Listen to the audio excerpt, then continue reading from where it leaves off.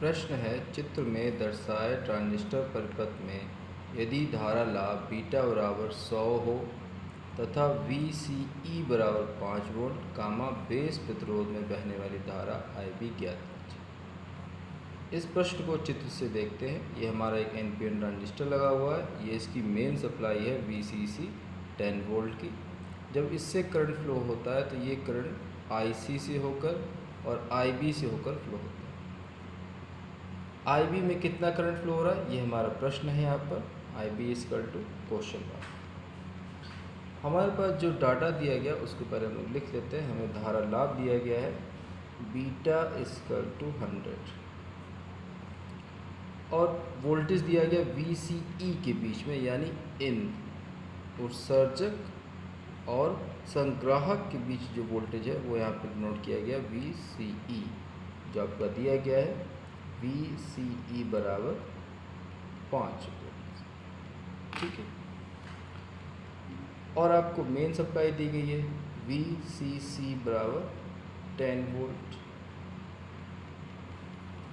आपको RC दिया गया है, यानी संग्राहक प्रतिरोध 1 किलो ओम। तो इसको हम लोग लिख देंगे 1 किलो ओम। इसे ओम को चेंज करते हैं, ओम में चेंज करते हैं 10.3 ओम। ये आपसे प्रश्न में पूछा जा रहा है कि IB से कितनी धारा बहती। तो रिलेशन हम लोग जानते हैं बीटा और IB में होता है, लेकिन हमें यहाँ पे IC नहीं पता है। क्योंकि हम लोग अगर फार्मूला देखें तो बीटा इक्वल टू होता है IC upon IP।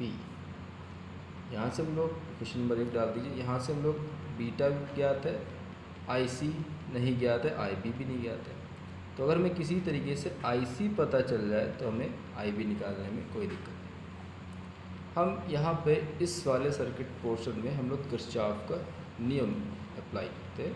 According to Kirchhoff law हम देखते हैं हमारे पास जो मेन वोल्टेज है वो कितना है, VCC बराबर किरचॉफ का जो सेकंड लॉ होता है, इसे हम लोग लूप लॉ कहते हैं, उसके अकॉर्डिंग ये मेन सप्लाई है। अब यहाँ पे हम देखते हैं ये हमारा है वोल्टेज IC इंटू RC, ये हमारा वोल्टेज कहलाता है। इसके अलावा और इसमें वोल्टेज का है सर्किट में, ये यहाँ पर है VCE, और इसके होते हैं सर्किट दोबारा क्लोज होता है। अब यहाँ से हमें IC दिख रहा है, तो यहाँ से सबसे पहले हम फॉर्मुलेट करते हैं इसको VCC, इसको इधर भेज देते हैं तो माइनस का VCE बराबर IC इंटू RC। हम लोग कैलकुलेट करते हैं IC implies that IC equal to VCC minus का VCE होल अपॉन RC। ये सारी वैल्यू हमें यहाँ पे कंटिन्यू दी गई है, तो इसको हम लोग लिखते हैं। VCC हमारे पास है 10 वोल्ट, VCE हमारे पास है 5 वोल्ट, और I हमारे पास है 1 इंटू 10³ ओम, 1 इंटू 10³ ओम। 10 में से 5 जाएंगे, हमारे पास 5 बचेंगे, और नीचे 1 इंटू 10³ इसको हम लिख सकते हैं। तो हम लिख सकते हैं 5 इंटू 10⁻³ एम्पियर, क्योंकि करंट है। तो इस तरीके से IC जो हमें मिलेगा 5 इंटू 10⁻³ एम्पियर। इसे हम लोग ऐसे भी लिख सकते हैं 5 मिली एम्पियर। ठीक है, बात आपको समझ में आ रही होगी। अब आप देखिएगा कि आपको ये वैल्यू IC आपने पता कर ली है। ये वैल्यू अगर हम इक्वेशन नंबर 1 में जाके रख दें तब समीकरण 1 से, तब समीकरण 1 से हम देखेंगे IB बराबर हमारे लिए हो जाएगा beta, IC upon beta, cross multiplication कर लेंगे।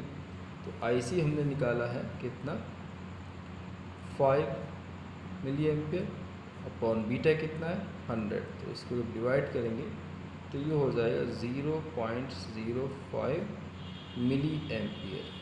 ये आपका हो जाएगा 0.05 मिली एम्पियर। तो आपका जो IB आएगा वो कितना आएगा, 0.05 मिली एम्पियर। यही आपसे प्रश्न में पूछा गया था कि जो ट्रांजिस्टर का जो परिपथ दिया गया था उसमें भुजा IB से बहने वाली धारा का मान कितना होगा।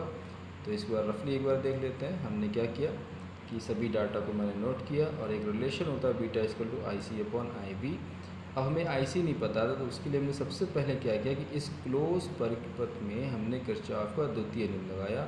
टोटल वोल्टेज यानी VCC बराबर IC इंटू RC, ये भी एक वोल्टेज बनता है, एक वोल्टेज यहाँ बना प्लस दूसरा वोल्टेज यहाँ बना, इन दोनों का सम टोटल वोल्टेज के बराबर होगा। ये किरचॉफ के नियम से हमने लिखा।